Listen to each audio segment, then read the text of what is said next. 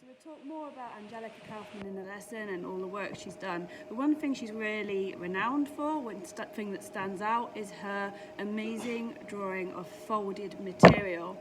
So let's just have a look at how we can do that. So to start off with, although we're focusing on the material, it's good for you to get an idea of where the human body is going to fall underneath. So start off by just sketching out the main proportions of the body. But just a kind of stick drawing will be fine to start with, because we're going to focus on the material. Okay, so this might not mean much to you, and that's really what a sketch should do. Just work out the little hidden places that you're aiming for.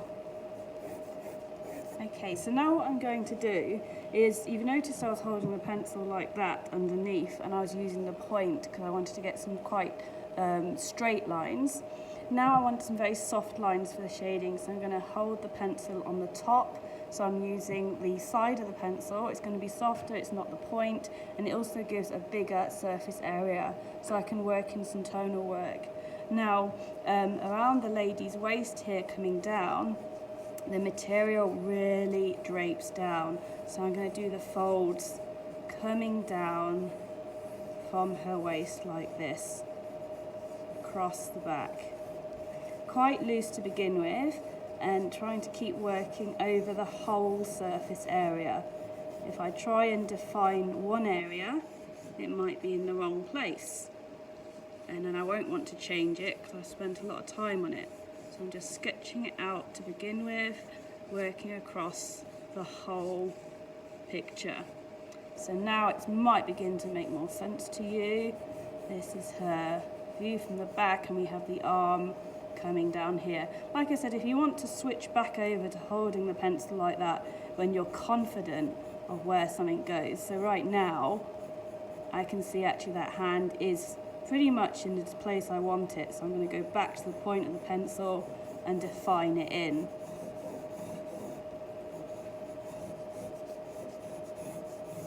Now what's really important with the folds is a sense of light and dark. So decide on your direction of light. The Angelica Kaufman picture that I'm working from, her light is coming from over here, from the left, slightly from above. So it's going to hit these edges, and there's going to be shadow coming towards me. So what I'm going to do is take the side of my pencil and just push down hard. Go over it lots of times to build up the tonal range, tonal darkness there. And then as it comes towards me, I'm gradually taking the pressure off to get a lighter tone. I'm going over it a little less times as well. And to this one as well here. And again, when you want it really dark, when it's going right into the edge of the material, you go back to holding the pencil from underneath and pushing down hard with the point of the pencil, so you've got your darkest point there where the light is not getting to it at all. Do one more here, and then I'll show you another useful technique. So darker shadows, going back to holding the pencil from above for the bigger surface area, and then working over it, gradually pushing down harder, and then taking the pressure off as it comes towards me, and it starts folding up and catching the light which is coming from this direction. Okay, so what you'll notice now, hopefully, is it's beginning to look more 3D. So what else is useful?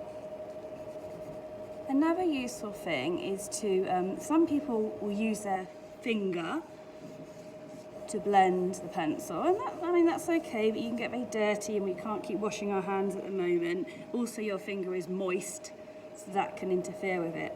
A better technique is to either use one of these, which is a blender. It's just a piece of paper rolled up. You can use these many times. If you have them at home, those are useful. So look, you can grab the pencil and pull it across like that to get a softer effect. But if you don't have those, it really doesn't matter, because you can get a bit of tissue, okay, toilet tissue, whatever, and a pencil and just wrap it around the pencil like that. Okay, and that is just as good. Just as good. You could sellotape it on if you want, because you can use them several times. But again, you can use that look. If I go like this, you'll see in some ways it's better because I can have a bigger surface area.